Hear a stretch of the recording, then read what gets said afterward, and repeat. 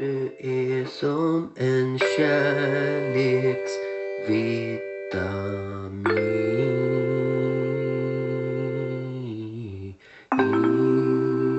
Me and Jacob, the other director, we're childhood friends. So we've basically made films together since forever, since we were really small. Yeah.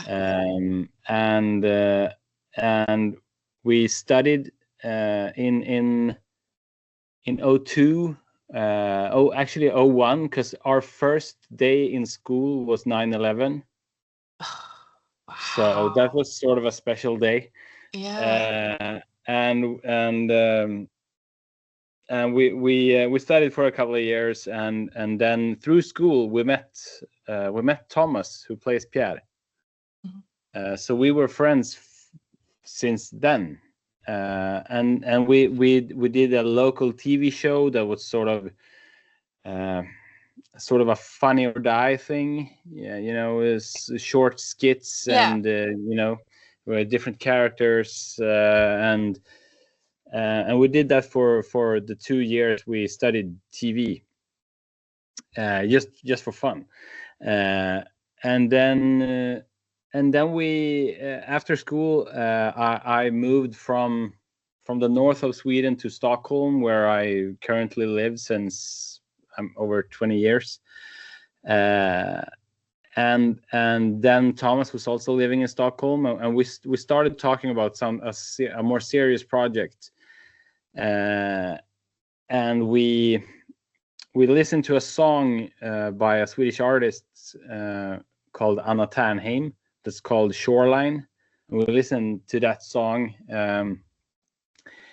and we got an idea to make something where that song would be over the ending of the film, because it's really emotional, and that's basically how we got the idea and how we started. And we really shot it documentary style on purpose to really enhance the feeling of authenticity, and we had a really good idea. And the original idea, in the original idea, it was supposed to be split screen, the whole film, with Eva on the one part and Thomas on the other part, or Pierre on the other part. But we were 26, 27 when this occurred, and life was a lot different then than now. Yeah. So we were living in different cities. We had trouble to sort of finish the project. We liked it, but we had some issues, because work and other stuff pull us apart. Not that we were not friends, but different projects, and for whatever reasons we had a lot of problems finishing the project.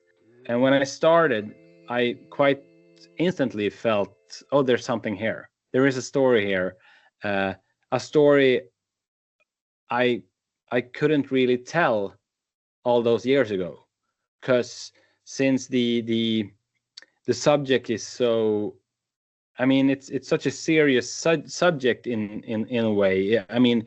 For me, the biggest emotion I want people to take away from the film is hope, and to be touched by Pierre's his never-ending hope, although his circumstances are quite dark.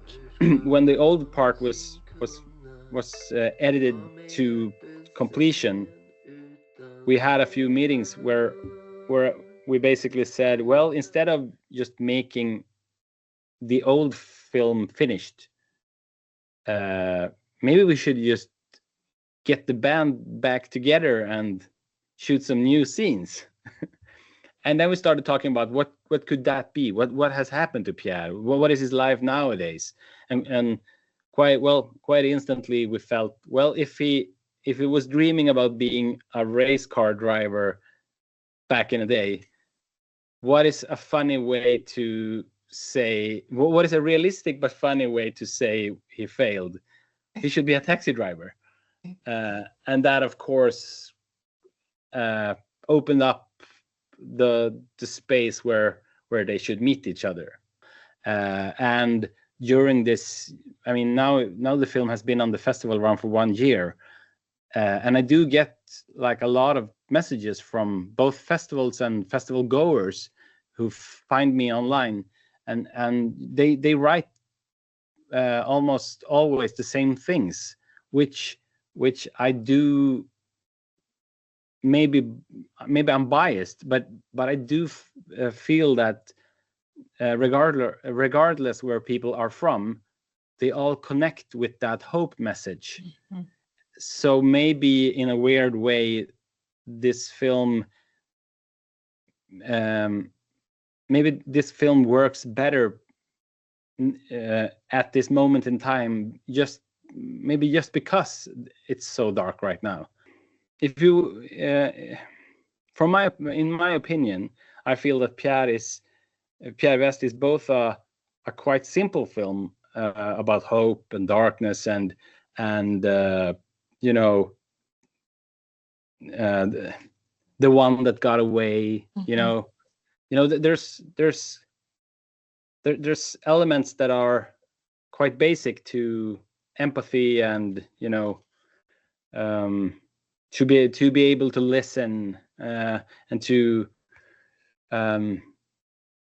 those things are quite basic, and I like that on the one hand, but I do feel that one thing I like about the film, which I'm quite proud about, is that I do feel that we give the audience some work.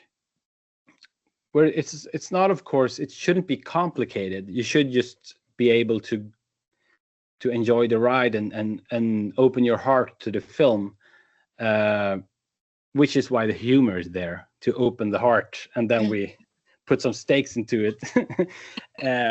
But do you know what I mean? We want to challenge the viewer. That's what I think. I should want people to get inspired from, to not make it there was an editor whose name is Philip who told me you should let the audience do the puzzle. Mm-hmm. They will love you for it, or something like that. Mm-hmm. And I really remember that, and I was like, okay, when am I doing too much? Yeah. What's the right level of, they have to do the puzzle because they they will like the film more if there's something to chew on. Yeah. So that's that was the goal, and I think that should people should try and do that.